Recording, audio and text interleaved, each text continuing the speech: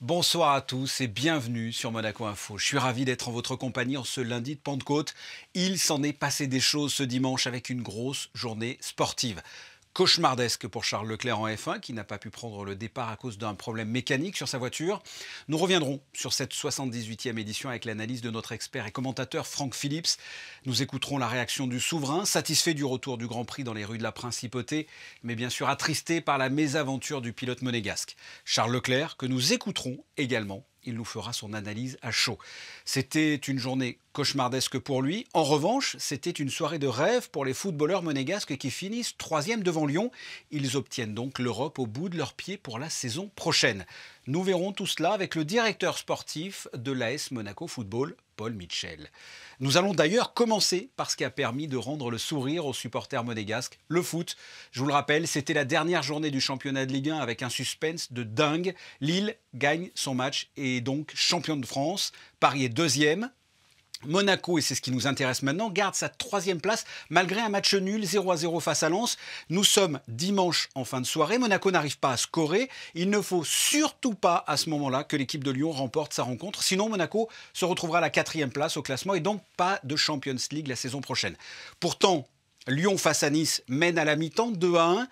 Il nous passe donc provisoirement devant au classement. C'est une très mauvaise opération. Et là, le miracle niçois est arrivé. Nice retourne complètement cette rencontre et s'impose face aux Lyonnais, finalement 3-2.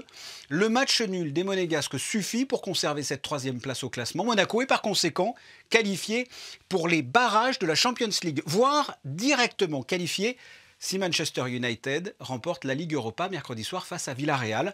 En attendant, pour revenir sur cette saison monégasque, nous sommes avec le directeur sportif de l'AS Monaco Football, Paul Mitchell. Bonsoir. Bonsoir. Déjà, première question, votre réaction par rapport à la soirée d'hier. C'était tendu, il y avait du suspense. Comment vous l'avez vécu cette soirée? As you mentioned, in football, unfortunately, and you can tell by the way I look, there's always stress, whether it be positive or sometimes negative. But it's important that you try and make it as much as you can positive stress. It was a very intense game. Rounding off a very intense season where I think we've all seen the growth of a young team and a bright future ahead of us.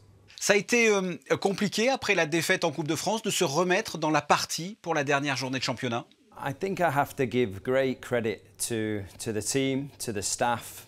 We pioneered a new initiative to look at innovating and focus on how we could take the last proportion of the season and make the players 100% focused. We decided to go into a performance bubble, staff and the team, and this gave them ultimate focus 24/7 on the remaining 5 games. And this, I think, really helped after the final. It gave the team a time to come together as staff and as players to analyse what had been a positive run to the final. And also put behind, regain focus and push through to the last game at Lens and create the positive end result. Alors pas de titre, mais l'Europe l'année prochaine. Quel est pour vous le bilan de cette saison? I think it was extremely positive. I think we wanted to bring the club back to European football in some contexts. I think to be chasing the podium, to even be so close to the mighty PSG, to even be so close to the champions that are Lille, all the way through to the last game is great credit for everyone here at AS Monaco. To not finish with a trophy, everything is contextual. I think to arrive in the first final in a decade of this football club is a great and massive achievement. And to have the nucleus and once again the foundations that we're building here can be, for me, replacing any trophies because we must work step by step. We must work to a long-term strategy. And this, for me, is the real satisfying nature of the work that we've done through this difficult season. Quelles sont vos ambitions pour la saison prochaine? My ambition is always to be better. We must push and strive as staff members, as an organisation, as a fan base, as a principality and as players to be better. It's not going to be easy. There's been some great performances. There's been some incredible work behind the scenes. But we have to look at the future with great optimism, but we have to work tirelessly every day to be better in every aspect of performance, and that's what we intend to do.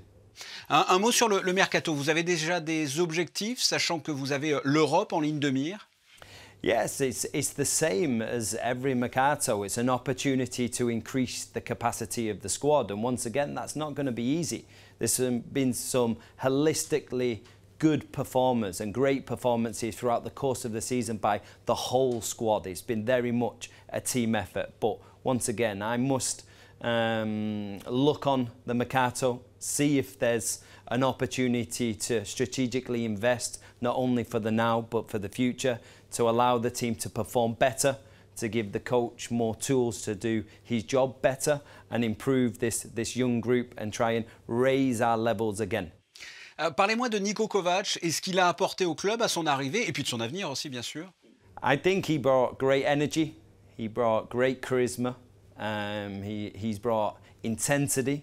I think everyone saw him through the TV and the type of character he is.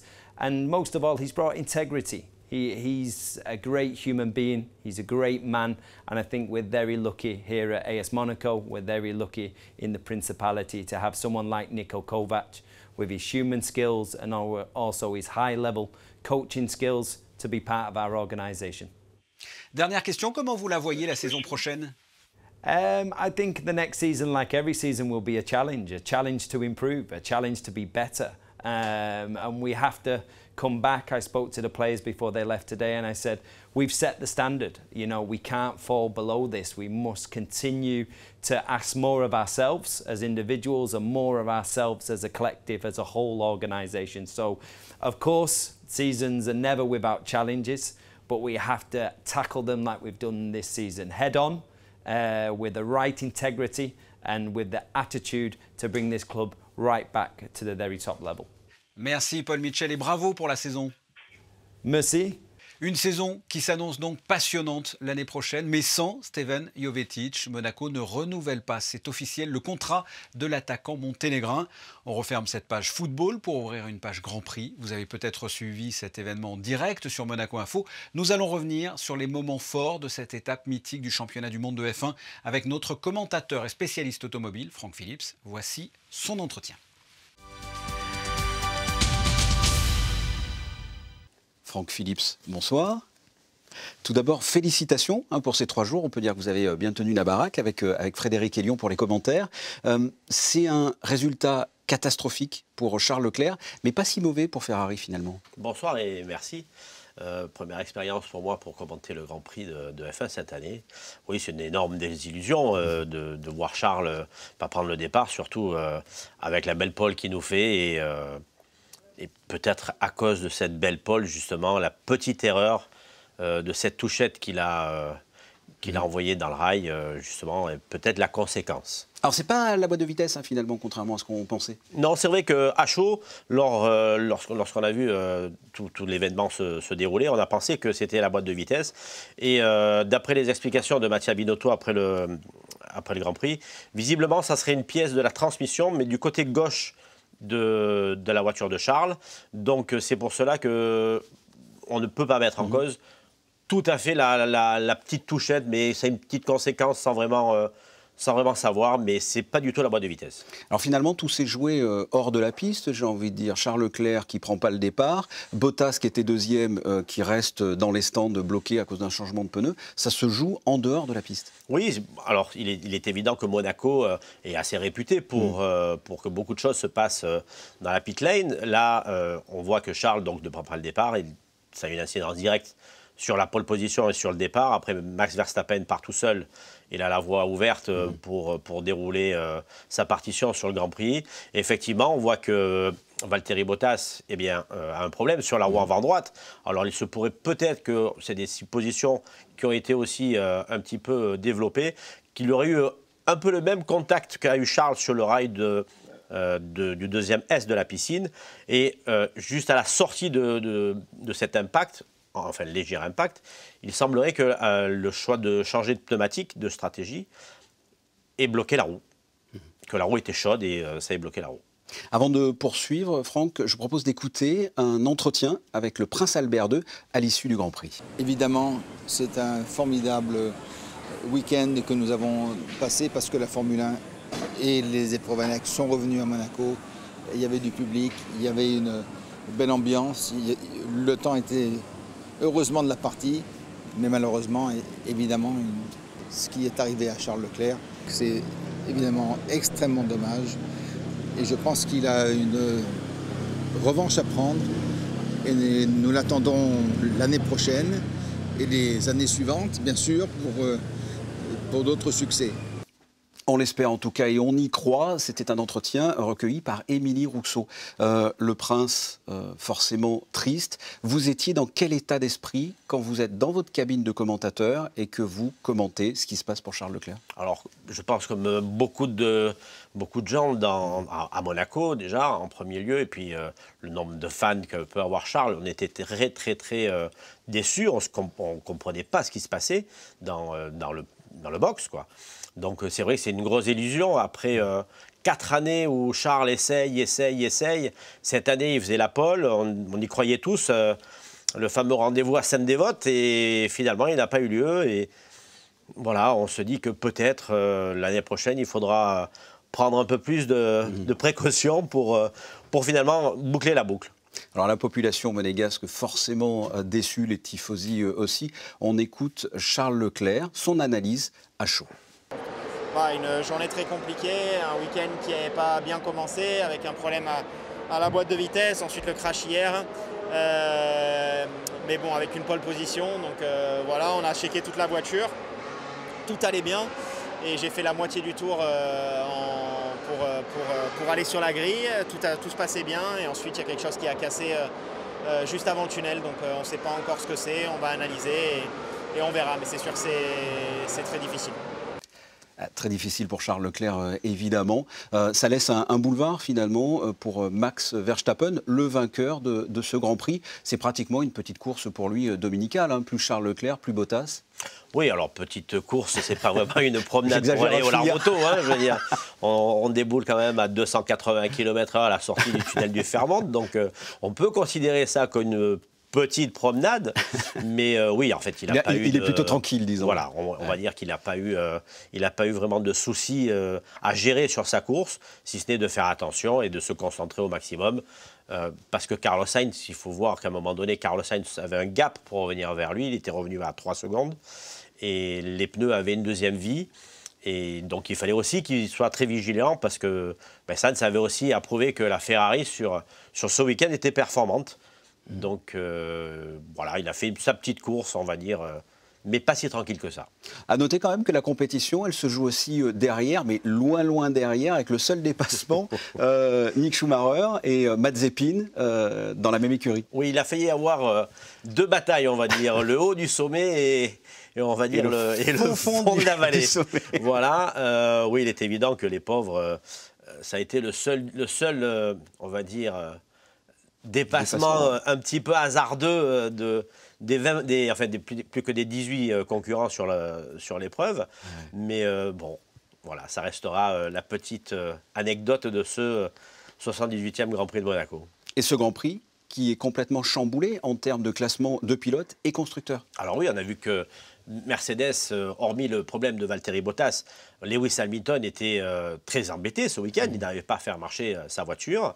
Donc aujourd'hui, le fait que Max Verstappen gagne Monaco, il prend le lead du championnat du monde. Et voilà, rendez-vous là pour de bon au prochain épisode qui risque d'être assez intense à Bakou, où je pense que Mercedes a vraiment envie de prouver que c'était une petite parenthèse dans leur championnat du monde cette année, Monaco. Et il va falloir être vraiment attentif sur le prochain épisode de la F1. J'aimerais que l'on termine avec Charles Leclerc, grande classe à la fin du Grand Prix. Il est avec son équipe pour encourager, supporter Carlos Sainz qui est deuxième sur le podium. Oui, alors ça c'est... Charles est un gamin génial, ouais. Je le connais depuis qu'il est tout petit, donc je peux pas en dire à moins. Ouais. Il a un sens de la sportivité. Et puis en plus, cette année, avec son coéquipier Carlos Sainz, ça marche très bien. C'est deux gamins qui ont évolué ensemble. Donc, oui, non, mais il n'y a aucun sujet à la classe sportive et de Charles sur le fait que ça a dû être très, très dur pour lui, c'est vrai. Parce qu'il faut l'avaler, le fait de ne pas pouvoir partir de son Grand Prix. Donc, voilà, oui, dans la classe, Charles. Franck Phillips, merci pour votre analyse.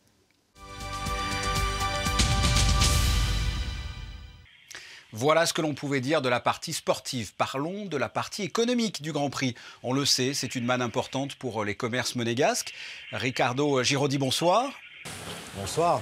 Vous êtes le PDG du groupe Giraudy, vous possédez plusieurs restaurants à Monaco. J'aimerais que l'on fasse, si vous le voulez bien, un bilan sur ces 4 jours de Grand Prix, puisque l'on a accueilli du public. Comment ça s'est passé pour vous, pour vos restaurants à Monaco?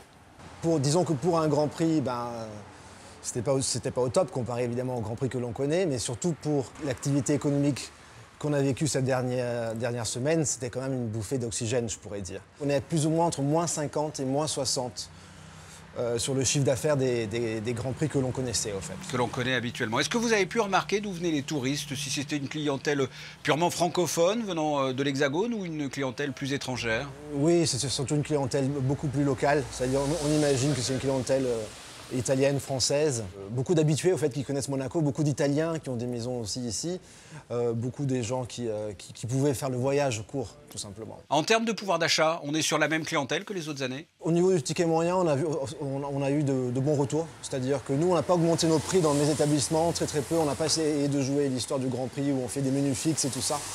Moi, j'avais un petit peu peur, donc nous on n'a pas trop changé notre philosophie parce qu'on n'est pas des endroits festifs et puis cette année, c'était quand même une année particulière. Les retours ont été assez positifs, assez bons.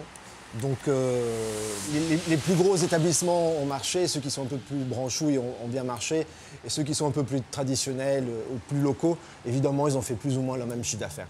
Un bilan sur la fréquentation plus largement de ce printemps par rapport peut-être à l'année dernière, qui était déjà une période particulière, et par rapport à la période hors Covid, une période normale? Le problème de ce printemps, c'est en gardant les restaurants fermés le soir, c'était quasi impossible on avait moins 70% de chiffre d'affaires. En ayant rouvert le soir, cela nous a donné une autre bouffée d'oxygène, et que maintenant on espère qu'avec les assouplissements de la France, qui elle accueille les Monégasques, qu'on puisse avoir une réciprocité aussi en interne. On espère aussi qu'on puisse mettre une petite musique d'ambiance. Vous savez, ce sont des petites choses qui font énormément de différence. Peut-on dire que le Grand Prix, c'est le lancement concret de la saison? Je l'espère, parce que chaque année, ça l'est. On voit que les chiffres, j'espère, ne vont pas se détériorer. Au contraire, ils vont s'améliorer. Si c'est le cas, je sais qu'on avait parlé avec les instances du gouvernement. Ils attendaient ce Grand Prix avec impatience pour voir ce qui se passe. Et que si les voyants sont ouverts, je pense qu'on peut être optimiste que oui, le Grand Prix est le début de la saison et qu'on espère que ce sera une saison respectable. Respectable. Vous qui investissez beaucoup, qui prenez des risques, qui tentez des choses, qui ouvrez beaucoup de restaurants, est-ce que cette crise sanitaire donne envie ou au contraire freine l'audace et le dynamisme? Au début, ça m'a fait très peur, je ne vous cache pas. Après, moi, je suis quelqu'un qui est assez optimiste en général, donc ça m'a permis beaucoup de réfléchir et beaucoup de créer. Il y a quelques peu de projets que j'ai décidé d'arrêter, mais j'ai aussi eu beaucoup d'intérêt à ouvrir dans le monde entier. Donc, c'est-à-dire que oui, à Monaco, on a quelques projets aussi. On va ouvrir une pizzeria, on va ouvrir un pop-up libanais cet été. Mais il est vrai que le développement international ne s'est pas arrêté. On a eu beaucoup de demandes, beaucoup de travail, beaucoup de création, je vous le répète. Donc c'était un moment de pause, un moment de réflexion, mais je n'ai pas perdu espoir. On ne perd pas espoir. Ricardo Giraudy, merci. Merci à vous. On passe au point info avec vous, Alexandra Pagny. Et décidément, l'actualité est sportive. Bonsoir Fabien, 3e victoire consécutive pour la Roca Team samedi en déplacement à Limoges. Les Rouges et Blancs se préparent à affronter Bourg-en-Bresse mardi à 18 h. Un match à suivre sur LNB TV. Avant, le rendez-vous très attendu en principauté des joueurs de Coach Z, puisque jeudi à 18 h, ils affronteront Le Mans. Et cette rencontre sera marquée par le grand retour des supporters monégasques à Gaston Médecin. La billetterie est ouverte, mais attention, la jauge est limitée à 800 spectateurs. On sera présent. En tennis, une nouvelle victoire pour la paire Nice et Puetz. Effectivement Fabien, après Estoril, le Monégasque et l'Allemand signent une nouvelle victoire en double à Lyon pour l'Open Park Auvergne-Rhône-Alpes. Un titre remporté face aux Français Mahut Herbert en 3-7. Retour sur les championnats d'Europe de natation qui se tenaient à Budapest. Ils étaient 4 à avoir obtenu leur ticket pour ces championnats d'Europe. 4 nageurs motivés qui ont su dépasser leurs limites en décrochant de nouveaux records personnels. Ethan Falopa et Théo Chiabo en 50 mètres nage libre. Nouveau record également pour Émilien Puyot en 100 mètres papillon. Quant à Théo Druen, sur le 800 mètres nage libre, il est à seulement 2 secondes de son temps réalisé il y a un mois à Monaco dans des conditions plus aisées. Un bilan très positif pour leur entraîneur Michel Pou. Pour Laura Gramaglia, ce sera les championnats du monde jeunes cavaliers. Oui, qui se tiendront en septembre à Ermelo, Pays-Bas. La jeune monégasque se prépare actuellement pour ce grand rendez-vous avec son entraîneur Henri-David Guedj. L'hippodrome de Cannes-sur-Mer a accueilli la cavalière sur sa piste Polytrack qui permet un travail de vitesse sans risque. L'objectif était de familiariser Laura Gramaglia à la grande vitesse et de travailler une technique de galop qui permet d'économiser aussi bien le cavalier que sa monture. Prochain grand rendez-vous pour Laura et son coach en juillet à Juliange. Et avant de vous quitter, est-ce que vous allez nous annoncer une amélioration du temps pour les prochains jours ? Oui Fabien, le soleil sera de retour dès demain, mais malheureusement pour une courte durée. Le thermomètre reprendra quelques degrés avec le retour du beau temps. Il faudra compter 11 degrés le matin et 21 degrés dans l'après-midi. En ce 25 mai, nous fêterons les Sophies. Merci Alexandra. Après le montage du Grand Prix, place forcément au démontage. Ces structures imposantes vont prendre la direction de Bakou pour le prochain Grand Prix dans 2 semaines. Et ce sont les photos du jour de Michael Alesi. J'espère que vous avez passé un lundi de Pentecôte agréable en notre compagnie. Ce journal est terminé. Merci de votre fidélité. La suite de vos programmes sur Monaco Info. Quant à nous, on se retrouve demain à 19h. En attendant, portez-vous bien. Au revoir.